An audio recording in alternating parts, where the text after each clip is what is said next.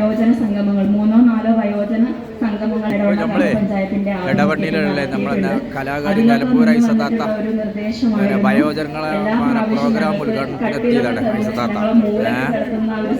ഇപ്പം ഇടവണ്ണിയിലുള്ളത് നമ്മളെ കലാകാരി സിനിമയിൽ അഭിനയിച്ചുകൊണ്ടിരുന്ന കലാകാരി ഐസത്താത്ത ഐസത്താത്താണത്.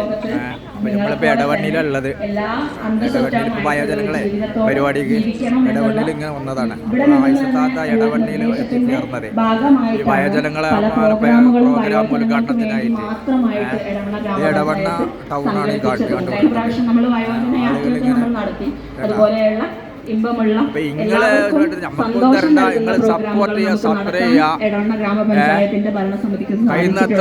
തീർച്ചയായിട്ടും ഭരണസമിതി അതുപോലെയുള്ള പ്രവർത്തനങ്ങൾ മുന്നോട്ട് കൊണ്ടുപോകും. ഒരു അംഗീകാരമായിട്ട് ഇതുപോലെ ഒരു സ്നേഹവും പ്രോഗ്രാം നമ്മുടെ മലപ്പുറം ജില്ലാ ഓഫീസിന്റെ അതിന്റെ ആതിഥേയത്വം വഹിച്ചുകൊണ്ട് വളരെയധികം സന്തോഷമുണ്ട്.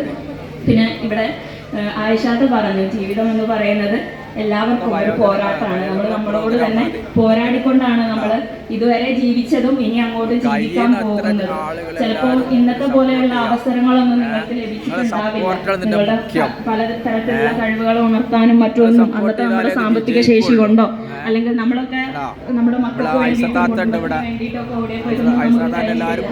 പക്ഷെ ഇപ്പോഴും അതിനുള്ള അവസരമുണ്ട്. ഏറ്റവും വലിയ ഒരു എന്താ പറയാ ഒരു ഉദാഹരണം. ഇത്രയും പ്രായമായിട്ട് അവരെന്ത് ചെയ്യുന്നു, അവരുടെ പോരാട്ടം ഇപ്പോഴും അവസാനിച്ചിട്ടില്ല. മിനിയാന്ന് പോലും ഞാനൊരു അതുപോലെയുള്ള ഒരു പ്രോഗ്രാമിന്റെ ഭാഗമായി പങ്കെടുത്തു എന്ന് ആയിഷാത്ത് പറയുമ്പോൾ അത് നമുക്കുള്ള ഒരു സന്ദേശമാണ് അല്ലേ. നമ്മളൊക്കെ വീട്ടിൽ ഒതുങ്ങി നിൽക്കേണ്ട ആളുകളല്ല.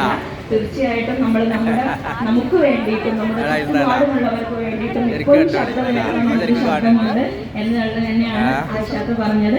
അപ്പോൾ അതിനുള്ളൊരു വേദിയായി ഇന്നത്തെ ഈ ഒരു വയോജന സംഗമത്തിന്റെ ഈ ഒരു വേദി മാറട്ടെ എന്ന് ആശംസിച്ചുകൊണ്ട് ഈ ഒരു പ്രോഗ്രാമിന് എല്ലാവിധ ഭാവുകങ്ങളും നേർന്നുകൊണ്ട് നിർത്തുന്നു. അടുത്തതായി എടവണ്ണ ഗ്രാമപഞ്ചായത്ത് ആസൂത്രണ സമിതി ഉപാധ്യക്ഷൻ വിജയിപ്പിക്കുക എല്ലാവരും. ഓക്കെ.